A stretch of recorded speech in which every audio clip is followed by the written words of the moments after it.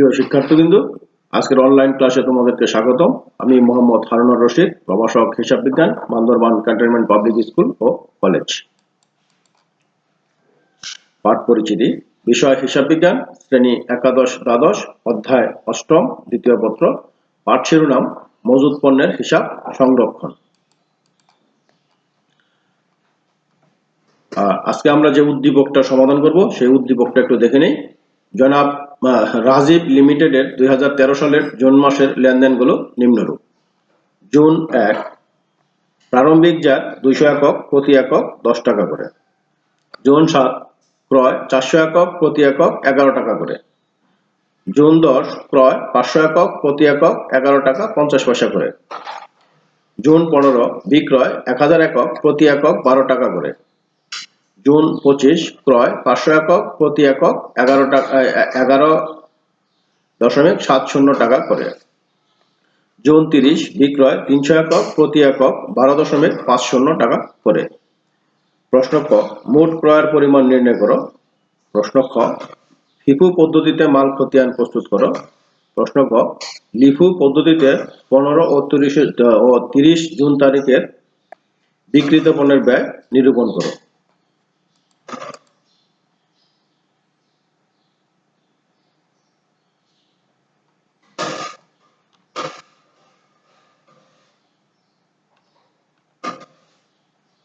তো মোট বিক্রয়ের পরিমাণ নির্ণয়, অর্থাৎ কত একক মাল বিক্রি করা হয়েছে। তা এখন দুটি বিক্রয় আছে, এখানে আমরা উদ্দীপকে যদি দেখি তা বিক্রয়, এখানে দেখো বিক্রয় আছে 15 তারিখে বিক্রয় করা হয়েছে আর 30 তারিখে বিক্রয় করা হয়েছে। একটার বিক্রয়ের দাম হলো 12 টাকা আর একটা বিক্রয়ের দাম হলো 11 টাকা 50 পয়সা। তো আমরা এখন এটা সমাধান করি। তাহলে 15 তারিখের বিক্রয় ছিল 1000 একক, 10 ছিল 12 টাকা করে, তাহলে 12,000 টাকা।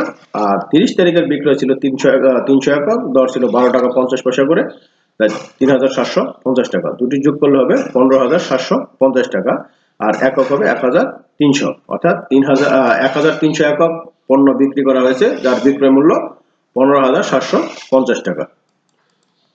এখন আমরা খ প্রশ্নের সমাধান করব।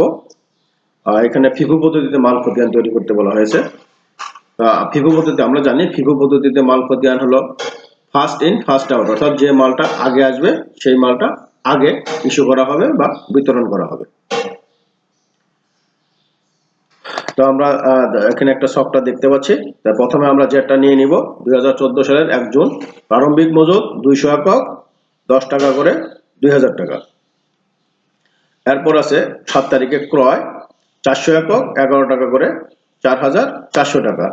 আর এখানে আমরা জানি যে ফিফু পদ্ধতিতে আগের যে মজুদ থাকে প্রথমে লিখতে হয়। তাহলে আগের মজুদ ছিল 200 একক, সেই 200 একক এখানে আসছে, আর মোট দর 10 টাকা 2000 একক। আর পরবর্তীতে যেটা ক্রয় করা হয়েছে 400 একক, এটা নিচে বসবে 400 একক 11 টাকা করে 4400 টাকা। এর পরবর্তীতে 10 তারিখে আবার ক্রয় করা হয়েছে 500 একক 11 টাকা 50 পয়সা করে 5750 টাকা।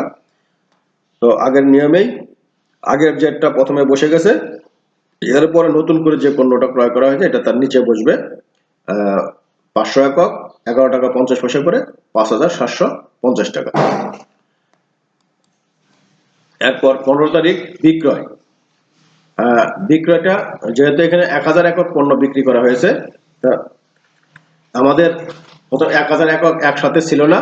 যদি আমরা এখানে তাকাই ও পূর্বের দিকে দেখি, তাহলে 1000 আমাদের প্রথম মাল প্রথমে বিক্রি হবে। তো 1000 একক মাল বিক্রি করতে হবে। তো এখানে প্রথমে আছে 200 একক, পরে আছে 400 একক। তো 1000 একক আমরা একসাথে নিতে পারবো না, প্রথমে 200 নিতে হবে, পরে 400 নিতে হবে, পরেরটা বাকি থেকে নিতে হবে। তো আমরা যদি দেখি তাহলে প্রথমে 200 একক মাল বিক্রি করা হয়েছে 10 টাকা করে 2000 টাকা, পরে যে মজুদ ছিল 400 একক, সেই 400 একক বিক্রি করা হয়েছে 4400 টাকা। এরপর আর যেহেতু 1000 একক বিক্রি করতে হবে, তাহলে আর ঘাটতি থাকে 400 একক। এই বাকি 400 একক যে শেষ মজুদ 500 একক ছিল ওখান থেকে নেওয়া হয়েছে, তা 400 একক 11 টাকা 50 পয়সা করে 4600 টাকা। এখানে বিক্রয় যেটা করেছে বিক্রয় মূল্য হবে না, দরের সময় খেয়াল রাখতে হবে আমরা মজুদ মাল ইস্যু করতেছি। তো মজুদ মাল সবসময় ক্রয় মূল্যে মূল্যায়ন করতে হয়। এখানে আসছে 4600 টাকা। তাহলে আমাদের অবশিষ্ট থাকতেছে 200 একক চলে গেছে, 400 একক চলে গেছে, আর 500 একক থেকে 400 একক গেছে। তাহলে এখন 100 একক থাকতেছে। 100 একক 11 টাকা 50 পয়সা করে, 1150 টাকা। এর পরবর্তীতে 25 তারিখে ক্রয় করা হয়েছে 500 একক 11 টাকা 70 পয়সা করে, মোট 5850 টাকা। ঠিক অনুরূপভাবে আমাদের মজুদ, আগের মজুদটা আগে চলে আসবে, 111 টাকা 50 পয়সা, 1150 টাকা। পরবর্তীতে ক্রয়টা এখানে আসবে 500 একক 11 টাকা 70 পয়সা করে, 5850 টাকা। এরপরে 30 তারিখ বিক্রয় আছে 300 একক, কিন্তু প্রথমে আমাদের মাল আছে 100 একক। তাহলে এই প্রথম মালটা আগে নিতে হবে 100, 11 টাকা 50 পয়সা করে, 1150 টাকা।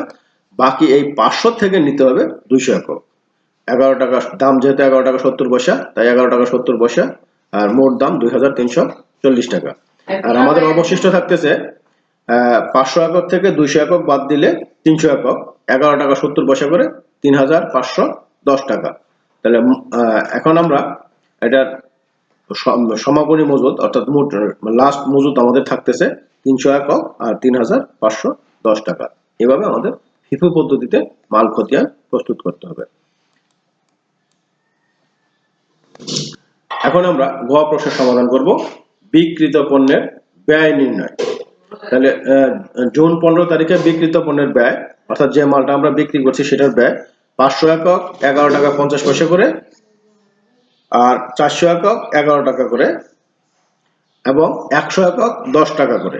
তাহলে মোট দাম আসতেছে 11,150 টাকা। অর্থাৎ এখানে লিফু পদ্ধতিতে বিক্রিত পণ্যের ব্যয় আমাদের বের করতে হবে। 15 তারিখে আমরা বিক্রি করা হয়েছিল 1000 একক, তাহলে শেষ মাল ছিল 500 একক। এই 500 একক 11 টাকা 50 পয়সা করে, এরপরে নিতে হবে তার উপরেরটা 400 একক থেকে, তাহলে 400 একক 11 টাকা করে, আর 500 এবং 400 এখানে আসছে আমাদের 900, আরো 100 একক বাকি থাকে। এই অবশিষ্ট 100 একক প্রথম মাল থেকে নিতে হবে 10 টাকা করে। মোট মূল্য দাঁড়িয়েছে 11,150 টাকা। আর 30শে জুন তারিখের বিক্রিত পণ্যের ব্যয়, এখানে 300 একক মাল বিক্রি করা হয়েছে, এটার দাম একটাই আছে 11 টাকা 70 পয়সা করে, মোট 3510 টাকা। এইভাবে যদি আমাদের লিফু পদ্ধতিতে বিক্রিত পণ্যের ব্যয় বের করতে বলে, তাহলে এইভাবে আমাদের ব্যয়টা বের করতে হবে। তো এখন তোমাদের বাড়ির কাজ থাকবে, তোমাদের পাঠ্য বইয়ের 10 নং অঙ্ক তোমরা বাসায় সমাধান করবে। আমাদের আলোচনা মোটামুটি আজকের আলোচনা এখানেই শেষ। তোমাদের সকলের সুস্বাস্থ্য কামনা করে সকলকে ধন্যবাদ জানিয়ে আমাদের আজকের আলোচনা শেষ করছি।